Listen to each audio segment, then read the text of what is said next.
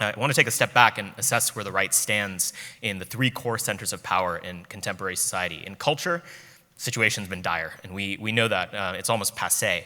Once ordinary Christian families could often make Hollywood submit to their censure when they tried to propagate some novel form of degeneracy. Cultural tastemakers used to feel the need to at least pretend like they loved the country that they live in, and their profit motive relied on broad-based support to a domestic audience of largely normal people.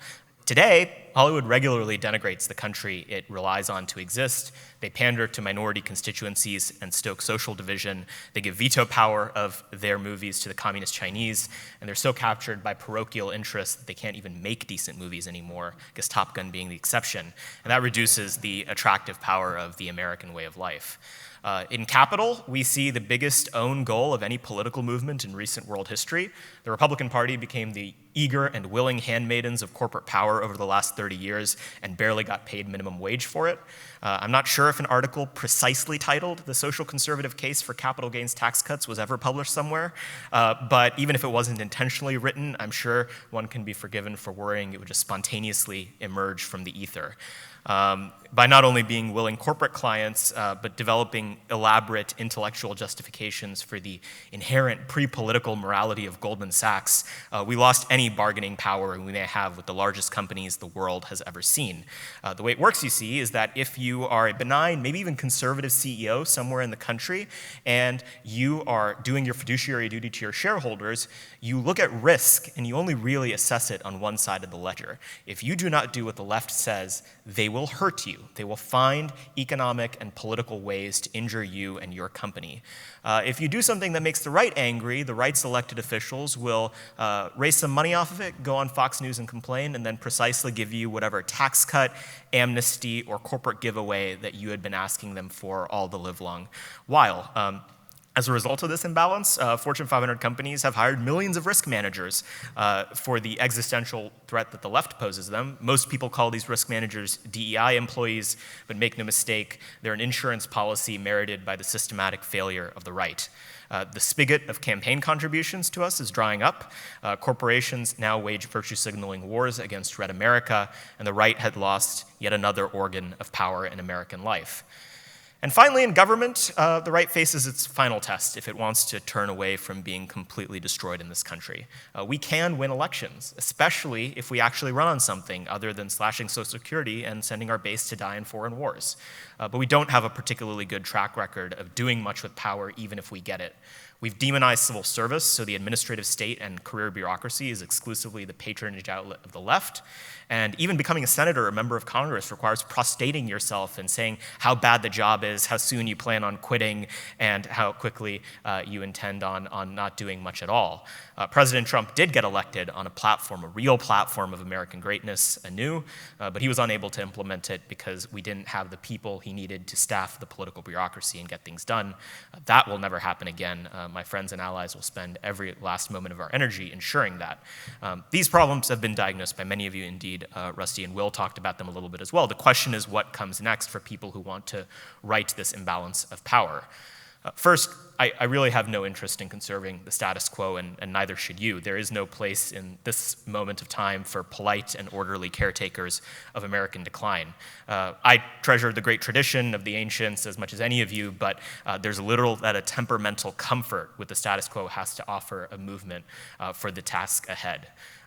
Second, there's no unwinding this state of affairs cleanly to the status quo ante. Restorationist politics is essentially live-action role play. Personally, there's little that'll change in the world around us by mustering the superhuman will to pantomime a lifestyle from a 1900s sweet potato farm. Politically, the consensus of generations past, which was often healthier than what we have today, relied on core assets we no longer have: broad religiosity, a smaller state, a less developed corporate superstructure, and most importantly, a level of technological development which is more determinative of the course of human events than any idea cooked up in a grad school seminar. There is no going back, there is no returning with a V or otherwise.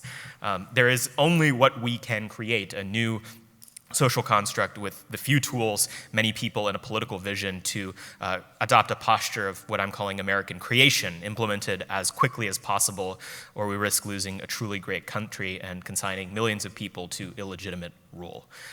So creating new vectors of power that can actually implement change, it's very messy, and there's all sorts of reasons why we're not well suited to do it right now. It requires a kind of realism about how politics and power work, a realism that many in right-leaning intellectual circles simply do not have.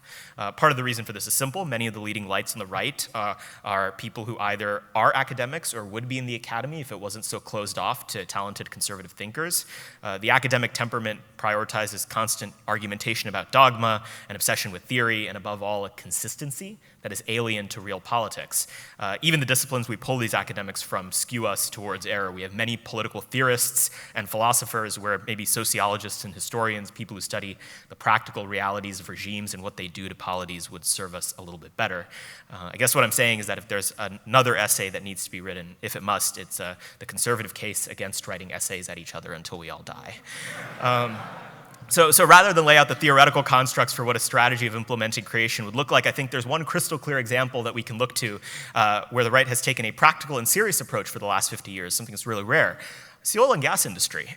For the past half century, the oil and gas industry has been one of the few places where you're allowed to do patronage politics on the right.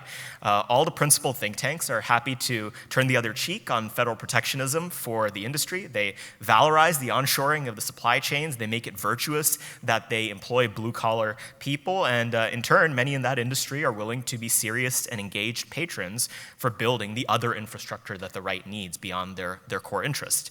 It suited everyone really quite well, even if it occasionally involved a little bit of unprincipled politicking. We reward friends in that one case.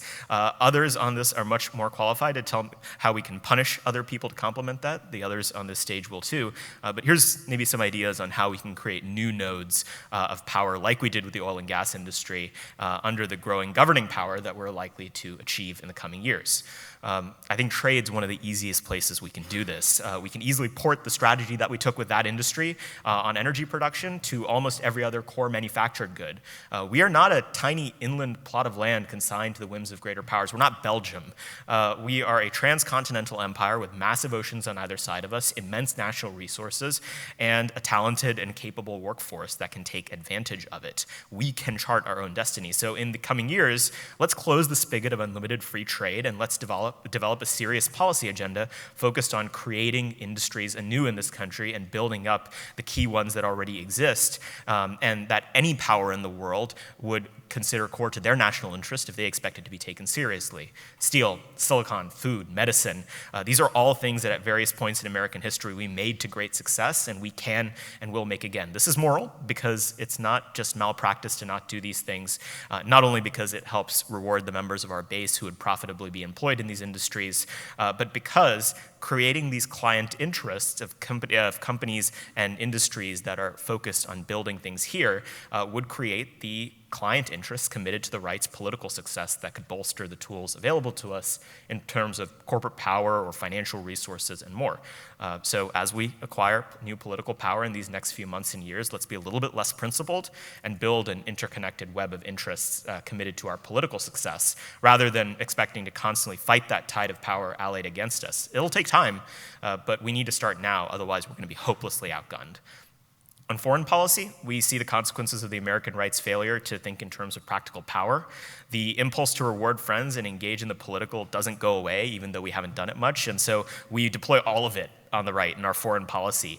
We regularly market military service as a way to join the middle class, and we use our military-industrial complex to create financial clients for the right. I think a part of the F-35 is made in every congressional district in America. I promise that's not the organic free market at play. The only problem with using the military as your primary vector to reward friends is that it's the dumbest possible way to do it. We've sent thousands of middle-class young men driven by nationalistic pride to die in foreign wars so that the pride flag flies from Pyongyang to Tehran to London. It's a terrible way to do it. We should do something else. We have to pare back our military engagement abroad and recommit those resources towards our allies domestically, because if we don't, it doesn't matter what we do on domestic policy. The beast we've fed will seek to destroy any nationalist movement that seeks power. And for the threats we do face, breaking the dominance of the defense primes and reallocating those contracts to the many young right-wing men that lead new defense companies in Silicon Valley might make our military actually capable of deterring Chinese technological and military supremacy. This century could be a good idea. Lastly, on immigration, the border crisis is ultimately just a war on normal people. There's little consequence for people in the sheltered dens of the Hamptons, of Bel Air, of Palm Beach, or the Palisades. They get cheap labor and they get moral comfort. The middle class people do suffer, though, as their wages depreciate, the quality of their communities deteriorates, and their political power is diluted. At every wage level, our legal immigration regime, not only our illegal immigration regime, is a spigot used by our political enemies for their benefit and to the detriment of our people. This is obvious at the low end where the lion's share of migration happens because of the border crisis, but I'd submit to you that high-end immigration, that system that we have today, is largely a lie perpetrated against the American people to steal rungs of the economic ladder away from them. Our guest worker programs, our high school visa programs, and other schemes of corporate welfare, they prey on the idea in people's minds that we're bringing Einsteins into our country. Well, the problem is that there aren't millions of Einsteins in the world, and that's why we've blown these programs way out of proportion. It's kind of like a situation like the Afghanistan refugees from last year. You were led to believe that there were just millions of translators that were coming out of that country. Just like there's not a million Afghani translators, we're not bringing in millions of Einsteins every year. Usually it's something like a 45K a year tech worker brought in from Nepal. They're not going to invent the next iPhone. They're usually a way for us to, one, tell people that they need to learn to code and then have no coding jobs available for them. Seal the border, enough with mass immigration for the next decade, and let's give the American people back their culture, their economy, and their safety. There's just probably no more critical issue for rewarding the people who constitute our base. People in Silicon Valley who fancy themselves builders will hate what I just said. They'll ask how it creates anything.